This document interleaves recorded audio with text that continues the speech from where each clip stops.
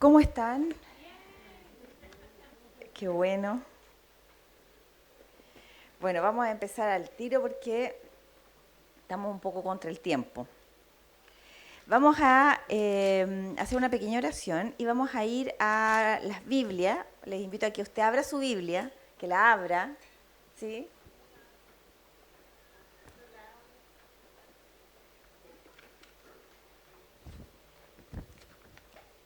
Y podamos leer. No sé si hay otro micrófono disponible. Ya, vamos entonces a Marcos 1 y vamos a leer, esto está medio con mucho eco.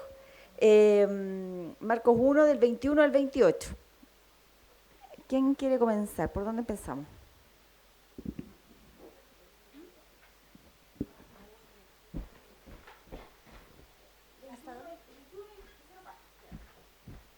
Marcos 1:21. Y entrando en Capernaum y los días de reposo, entrando en la sinagoga, enseñaba.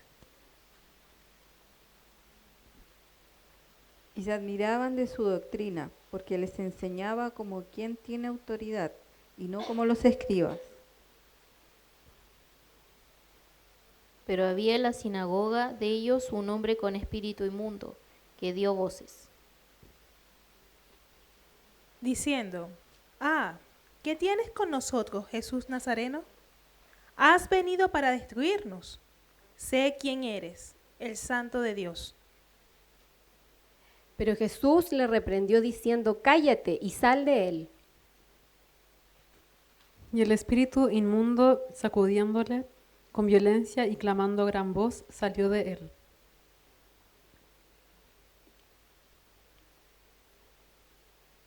Y todos se asombraron de tal manera que discutían entre sí diciendo: ¿qué es esto? ¿Qué nueva doctrina es esta que con autoridad manda aún a los espíritus inmundos y le obedecen? Y muy pronto se difundió su fama por toda la provincia alrededor de Galilea. Hemos estado estudiando, ¿no es cierto?, la semana anterior acerca de lo que era el verdadero ayuno, ¿sí? Isaías 58. Y esta semana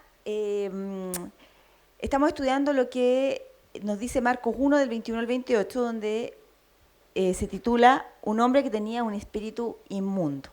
Tiene que ver con la liberación, ¿sí? Posteriormente a el hecho de ayunar, aprender a ayunar, nosotros entendemos que el propósito del ayuno es liberar, ¿no es cierto?, quitar cargas de opresión, sanar a los enfermos, ¿no es cierto?, liberar a los cautivos.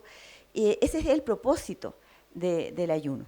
Y el entender que existe y que es real el mundo espiritual al cual nosotros nos estamos enfrentando, que no solamente es este mundo físico que yo veo con los ojos y que sin lentes no veo, pero que hay un mundo que se mueve en otra dimensión que nosotros no vemos y que ejerce mucha autoridad en el mundo natural, ¿sí?, en la medida que nosotros se lo permitimos.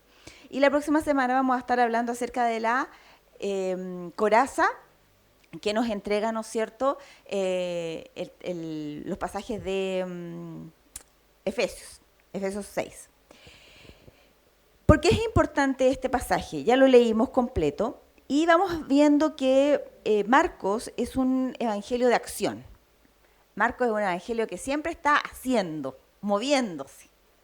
Y comienza con la predicación de Juan el Bautista, sigue con el bautismo, la tentación, Jesús inicia su ministerio, Jesús llama a sus discípulos e inmediatamente comienza con una liberación.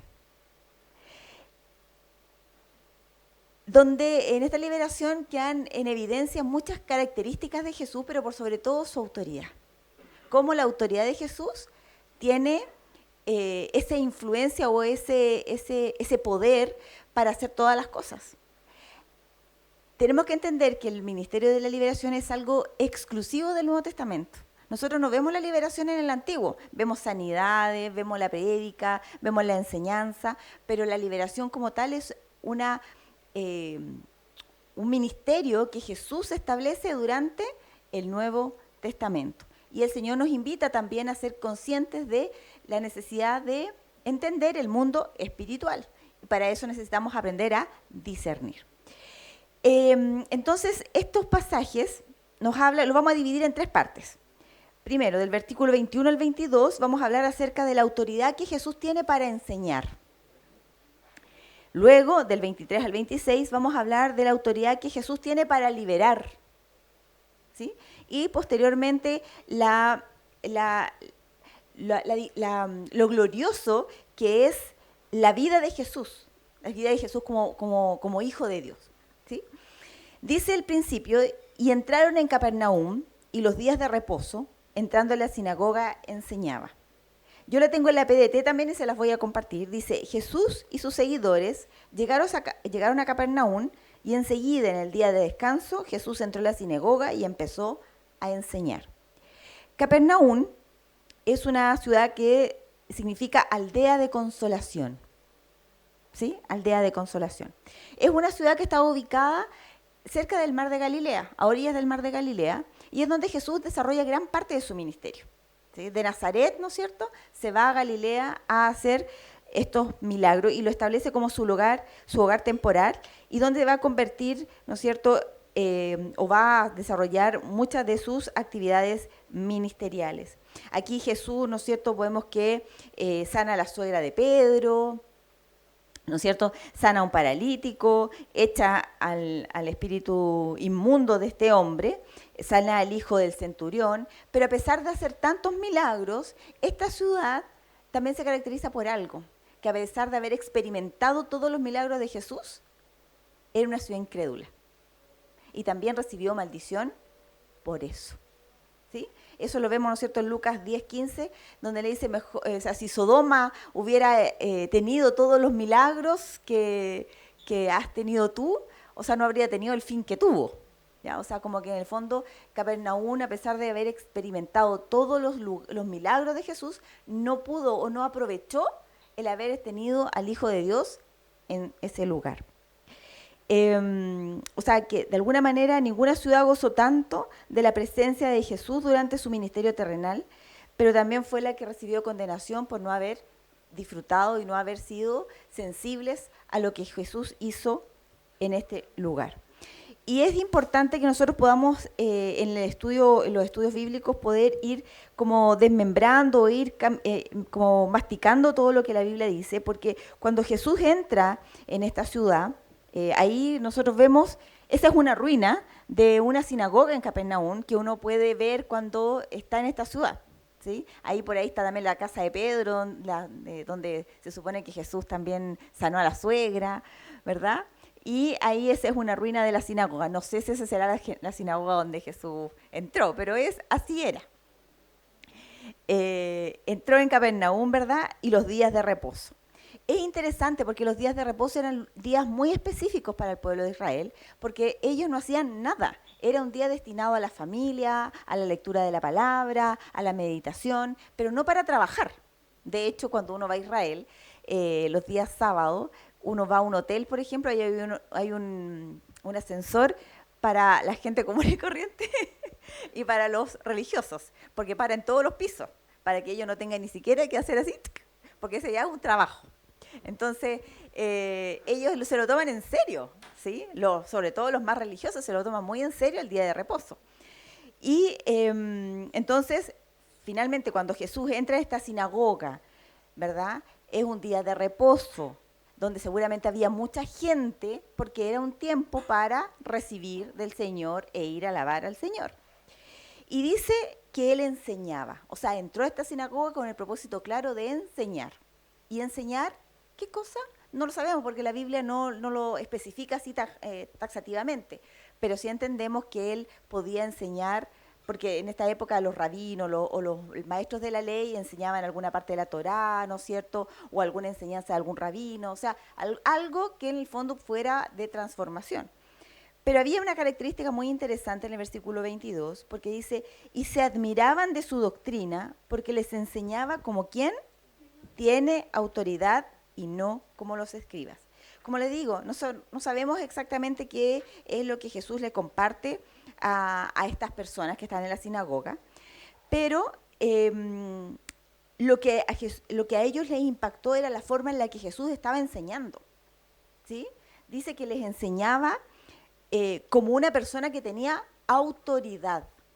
O sea, él tenía autoridad para declarar lo que estaba hablando. O sea, no era solamente entregarle una información o un conocimiento que le quedara aquí en la mente a la gente, sino que ese conocimiento impactó de tal manera sus vidas que transformó su corazón, ¿verdad? ¿Y por qué Jesús tenía autoridad? Porque él, o sea, ¿por qué enseñó con autoridad? Porque él tenía autoridad. O sea, él mismo era la palabra hablada. O sea, él estaba hablando de lo que él, sobre lo que él tenía autoridad, ¿sí? Entonces, él era la palabra revelada, ¿no es cierto? Ahí mismo. Él sabía de lo que estaba hablando. O sea, no había nadie más capaz que pudiera entregar el conocimiento de lo que estaba enseñando. Cuando uno también maneja una temática y va a compartirla, uno está seguro de lo que está compartiendo y lo habla con autoridad, ¿verdad? Y uno lo habla, lo confirma y firmemente lo dice. Pero uno también cuando no habla con autoridad se nota, porque uno trastabilla, no está tan seguro de lo que está diciendo. Y además porque Jesús creía en lo que él estaba enseñando. ¿Sí? Era la palabra, era esto lo que él estaba predicando. ¿Sí? Entonces, cuando uno, por ejemplo, ha experimentado la sanidad de Dios y va a hablar de la sanidad, habla con propiedad y con convicción de que Jesús sana. ¿Sí? O cuando usted ha visto que el Señor provee, uno habla con propiedad de que el Señor provee. Y así sucesivamente. Y nadie a uno le puede arrebatar esa convicción. Entonces Jesús mismo hablaba con esa convicción que traspasaba a aquellos que lo estaban escuchando. Y hay algo muy interesante también acá, y es el hecho de que Jesús también aplicaba autoridad bajo sujeción. Y eso es muy importante, porque él siempre estuvo sujeto al Padre.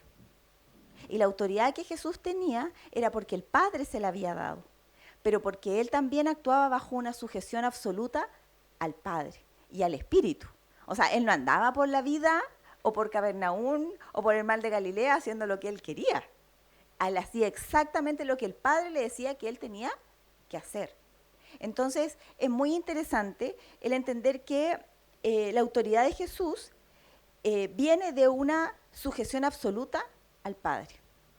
Cuando uno está en rebeldía, le aseguro que usted ya perdió todo tipo de autoridad. ¿Sí? Yo me acuerdo una vez, que yo no voy a decir con qué, pero tuve un pequeño entrevero. ¿Sí? Yo sabía que tenía razón. Y yo fui, así subí la escalera, y yo abrí la puerta y le dije, oye, ta. Y la otra persona me dijo, ya, listo, tenía razón. Pero yo salí y el Señor me dijo, por la forma en la cual tú enfrentaste la situación, perdiste todo respaldo. Porque importa tanto la forma como el fondo. ¿Sí? Y cuando uno actúa en rebeldía o cuando uno actúa con una actitud equivocada o torcida delante del Señor, aún uno está haciendo lo que debe hacer, uno ya salió bajo el paraguas del Señor. Entonces uno tiene que ser muy cuidadosa y muy delicada con las cosas de Dios. ¿Sí?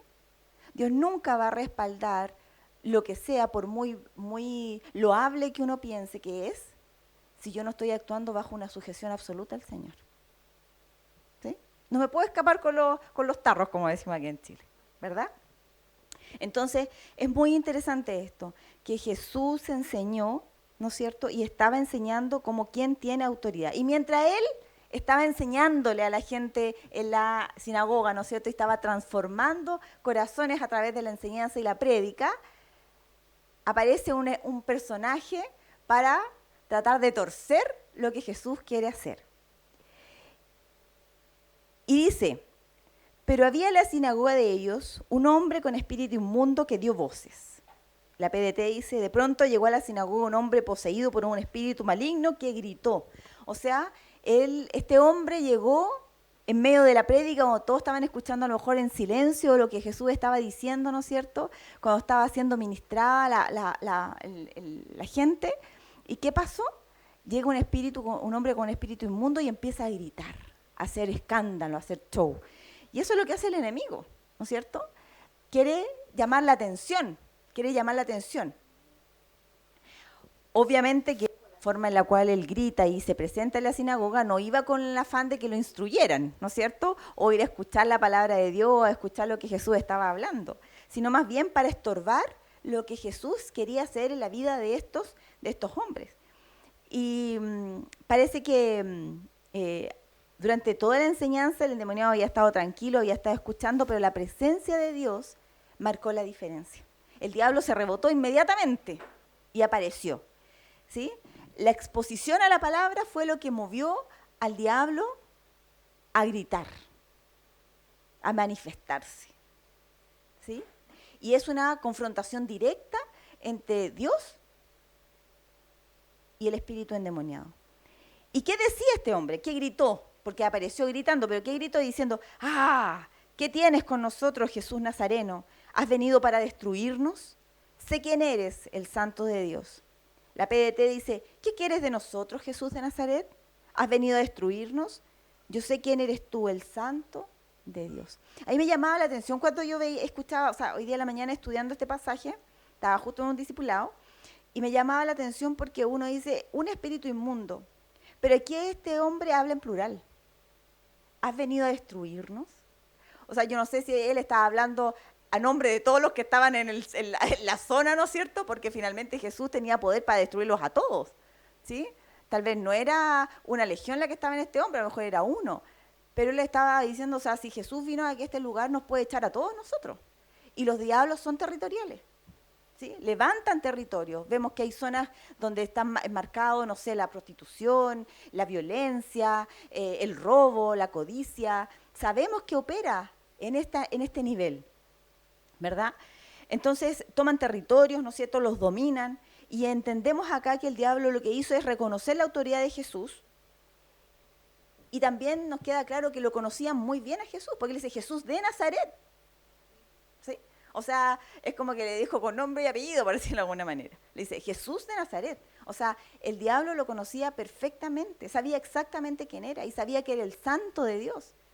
Sabía que él era un ser divino, ¿sí? Sabía que era el hombre apartado para el servicio al Señor. Y porque también reconocían que él tenía el poder para echarlo fuera, para liberar al hombre poseído, para romper toda opresión y para darle libertad. O sea, Jesús podía hacer todo eso en ese hombre, porque a eso había venido Jesús, a liberar a los oprimidos, ¿sí? Pero el diablo se resistía a eso, se resistía. Y vemos cómo este mismo demonio testificaba que Jesús era santo, puro y que estaba consagrado al Señor. Pero me llama mucho la atención que le dice, ¿has venido para destruirnos? O sea, fue y lo confrontó, ¿a qué has venido? Es como que, ¿a qué vienes aquí a molestarnos? ¿A qué vienes acá a quitarnos o a apropiarte de lo que nosotros no hemos ganado por el pecado? ¿No es cierto? O sea, el diablo siempre va a pelear su territorio. Y siempre, una vez que uno ha recibido a Cristo, siempre se va a encontrar con el hecho de que el diablo quiere a uno molestarlo y hacerlo volver y retroceder. Y nos pone piedra de tropiezo y a veces luchamos con los mismos pecados, las mismas cosas, una vez tras vez, porque el diablo no se va a dar por vencido con usted. Si hay algo que tiene es paciencia y perseverancia, algo que muchas veces a nosotros nos falta. ¿Sí? Este espíritu le dice, has venido a destruirnos, sé quién eres. O sea, como diciéndole, como que confrontó al Señor. ¿Sí? Y le dice, como que sé quién eres, como si él fuera el vencedor y finalmente le estaba siendo vencido. Porque ya el diablo está vencido. ¿Lo cree usted o no? Pero ¿cómo actuamos siempre? Al revés. Como si nosotros estuviéramos vencidos y el diablo fuera el vencedor. ¿Y por qué lo hacemos? Porque no tenemos claro cuál es nuestro papel y nuestra posición en el mundo espiritual. Pero también a veces no tenemos la autoridad para poder mover o para poder pelear, porque nosotros mismos en nuestro corazón, no estamos sujetos al Señor. Y mientras nosotros no estemos sujetos al Señor, no vamos a tener esa autoridad. ¿Sí? Pero Jesús le reprendió diciendo, cállate y sal de él. Cállate. El espíritu inmundo dijo que conocía a Jesús porque era el santo de Dios, ¿no es cierto? Pero Jesús no aceptó su testimonio. Jesús no iba a aceptar el testimonio de un diablo, de un espíritu inmundo, ¿sí? No iba a ir a decirle, oye, anda a testificar de mí. No, le dijo, cállate. ¿Sí? Porque lo que iba a hablar de Cristo iban a ser las obras gloriosas que Él haría para glorificar al Padre. No podía esperar que un espíritu inmundo, ¿sí?, viniera y testificara de quién era Cristo, porque el diablo es padre de mentira.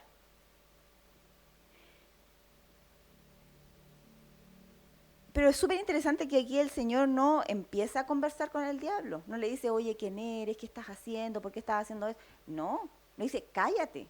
O sea, de una sola vez y con una sola palabra le dice, cállate. Para evitar que el espíritu interfiera, ¿no es cierto? Para poder liberar a la persona que estaba siendo oprimida, ¿sí? Y para que se fuera. Porque Jesús no necesita el testimonio de espíritus malignos para decir quién es Él. Él no necesita eso. Yo pienso que muchas veces nosotros cometemos el error de darle mucha cabida a que los espíritus demoníacos hagan su escándalo, ¿sí? Y vemos a veces liberaciones donde hay show, donde aquí, o sea, no, o sea, uno no le tiene que dar cabida porque esto no es un espectáculo. Y cuando nosotros le damos cabida a eso, le estamos dando espacio para que el diablo haga lo que quiere. Yo me acuerdo una vez que estábamos aquí en el distrito y había una niña que se estaba teniendo algunas manifestaciones de este tipo y ya estaba empezando a hacer algún tipo de show. Habíamos nosotros estado tratando de orar y me acuerdo que Olger todavía estaba bien, se acerca por atrás Olger y la queda mirando y le dice, te callas. Se cayó. Y yo me quedé así. Porque, o sea, no le dijo, no, nada. O sea, el único que hizo el que dijo, cállate en el nombre de Jesús. Y esa persona se cayó.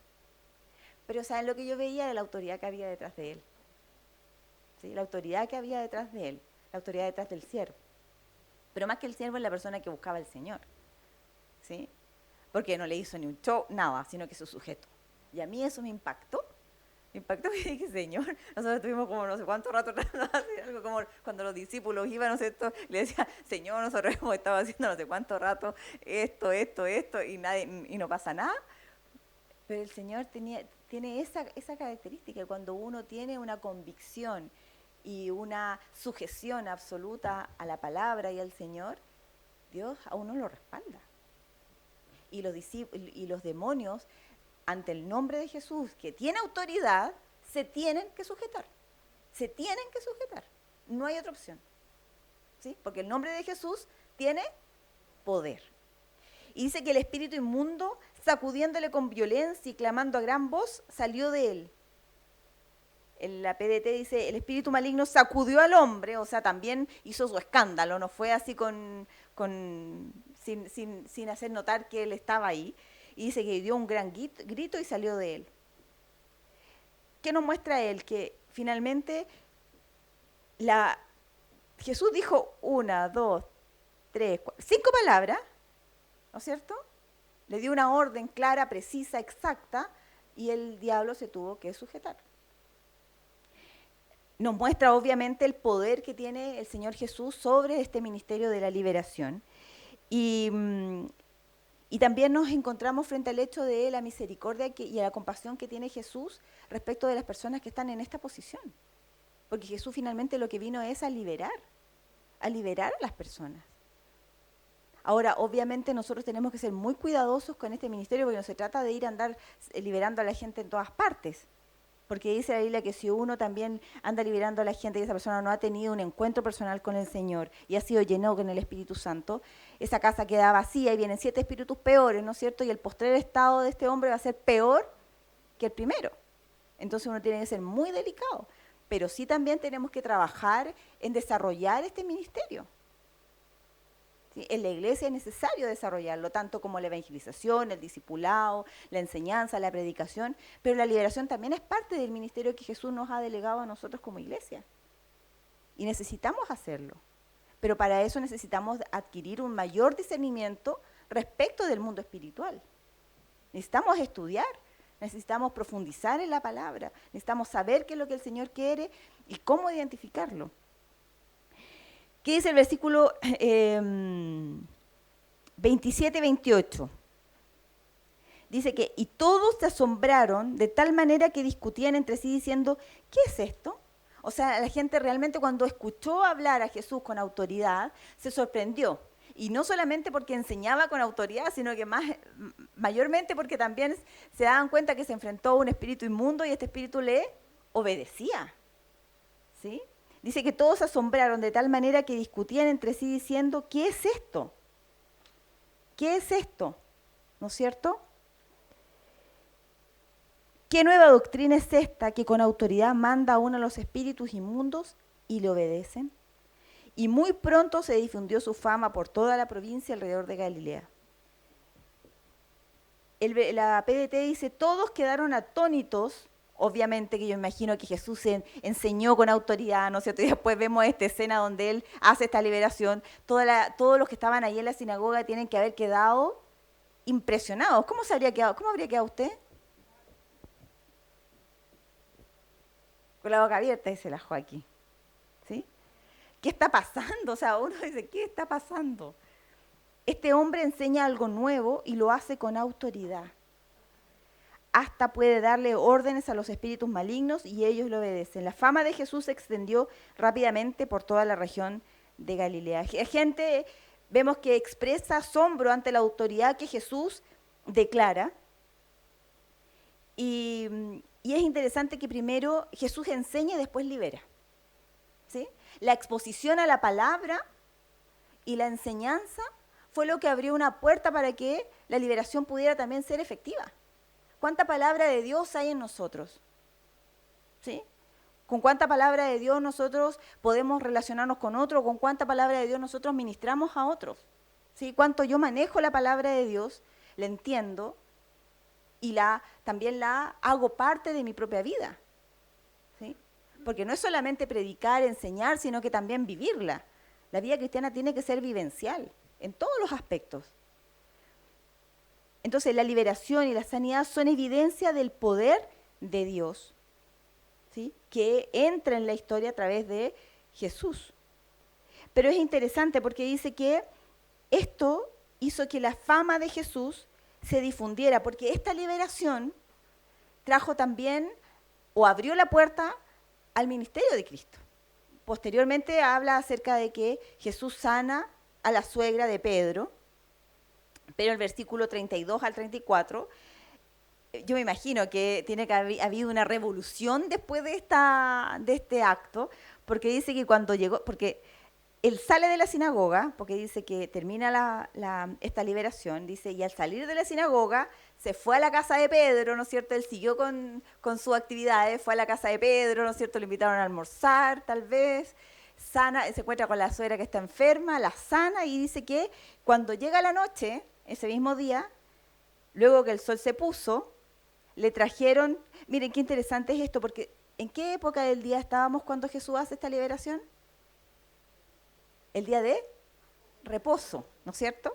Pero dice que cuando llega la noche, luego que el sol se puso, eso quiere decir que ya había terminado el día de reposo, ¿sí? Por eso, seguramente porque ya no era un día de descanso, no era un día especial, dice, toda la gente empezó a traerle a los que tenían enfermedades, a los endemoniados, y toda la ciudad se agolpó a la puerta, porque ya el día de reposo también había pasado, entonces ya todos podían hacer actividades, ¿verdad? Y sanó a muchos que estaban enfermos de diversas enfermedades, y echó fuera muchos demonios, y no dejaba hablar a los demonios porque le conocían. O sea, Jesús, después de este hecho, ¿no es cierto?, se vio enfrentado a que, claro, este hecho marcó un precedente. Dijo, sí, o sea, esta liberación impactó a tantos que la fama rápidamente, esto fue más rápido que el Twitter, que el WhatsApp, que todo, que inmediatamente, ¿no es cierto?, toda la gente le trajo a todos aquellos que tenían enfermedades y que estaban endemoniados. ¿Y Jesús qué hizo? Los sanó y los liberó, porque ese era su ministerio, ¿sí? El ministerio de la liberación, de la sanidad, de la enseñanza y la predicación. O sea, en Cristo están todos los ministerios, ¿verdad? Pero es interesante porque dice que cuando echaba fuera los demonios, no los dejaba hablar. No los dejaba hablar. Jesús no se iba a entrampar en una conversación sin sentido. ¿Qué le iba a preguntar? ¿Tú quieres, por qué no te arrepientes? ¿Por qué eres bueno? ¿Qué iba a preguntar? ¿Sí? Si los demonios ya están vencidos, ya están destinados, ya tienen un destino, ya decidieron. ¿Sí? Aquí lo que es importante era la vida de la persona. Y es lo que nosotros también tenemos que hacer a la hora de predicar. Entender que lo que a nosotros nos importa es la persona. Y aprender a tener esa compasión que Jesús tuvo cuando Él miraba a las multitudes y las veía dispersas como ovejas sin pastor. Entonces los milagros demostraban la autoridad de Cristo por sobre todo. ¿Sí? Jesús tuvo autoridad sobre la naturaleza, sobre la muerte, sobre los demonios, sobre las enfermedades. O sea, Jesús tenía autoridad por sobre todas las cosas. ¿Sí? Y nada supera esa autoridad. Nadie la supera, nada la supera. Y el poder del enemigo queda completamente anulado en su presencia. Cuando Cristo habla, los demonios son silenciados y están obligados a obedecer. ¿Sí? El diablo está obligado y los demonios están obligados a obedecer.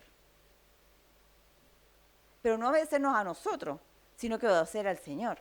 Ustedes se acuerdan que en Hechos, no estoy muy clara de si en Hechos, cuando Pablo,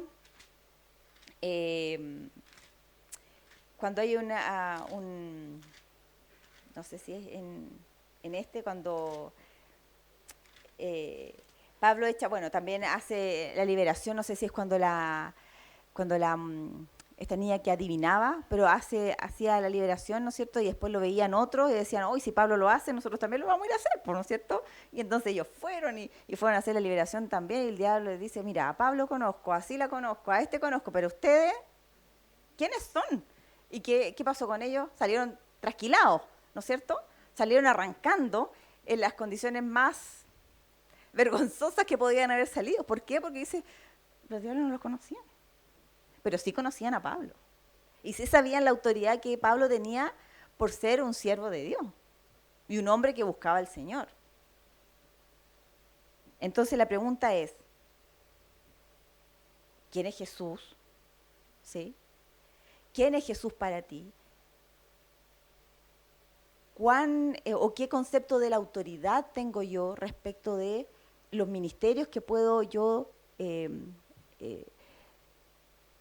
digamos, en los que puedo yo trabajar, en los que puedo yo ser usada para la obra de Dios, conforme a cuánto yo también me he sujetado al Señor?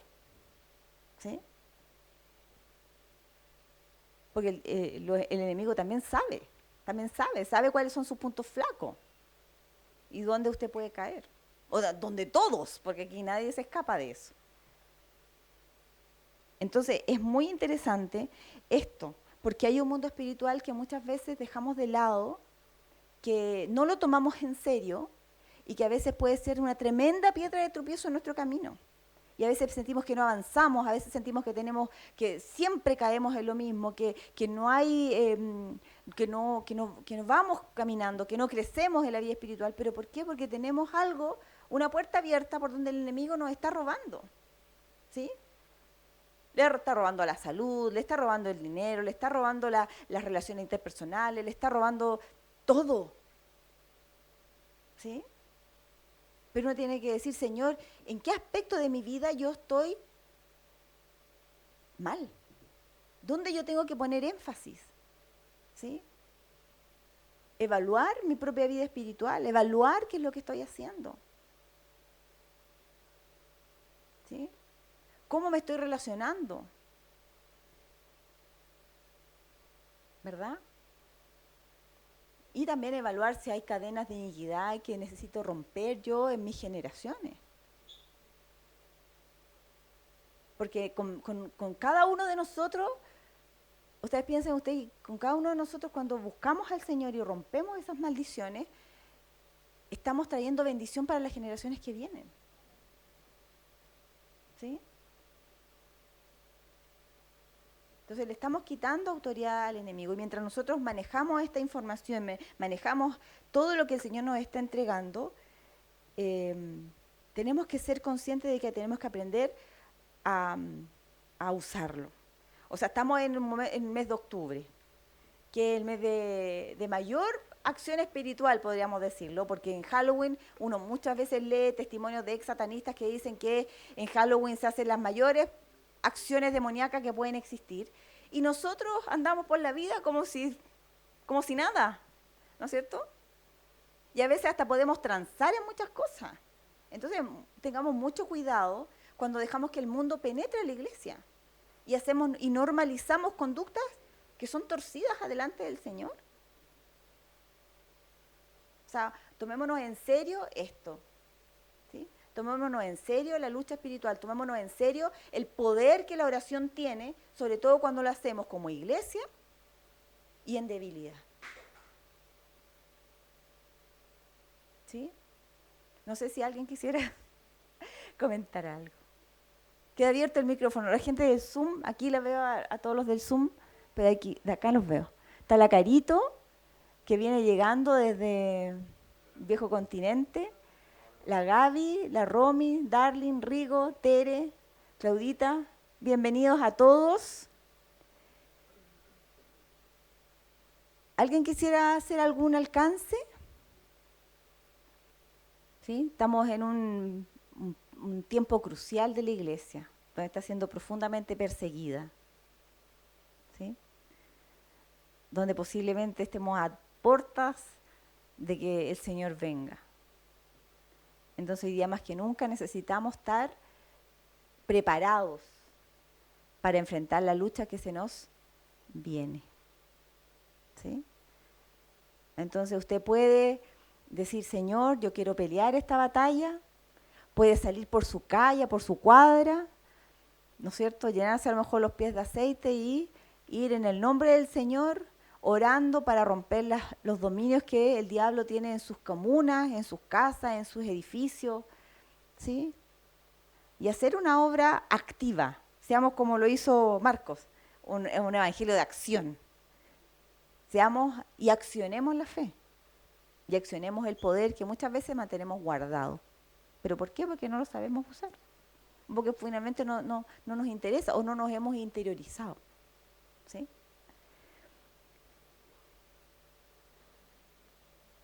Eso. Les invito a que oremos, ¿sí? Oremos.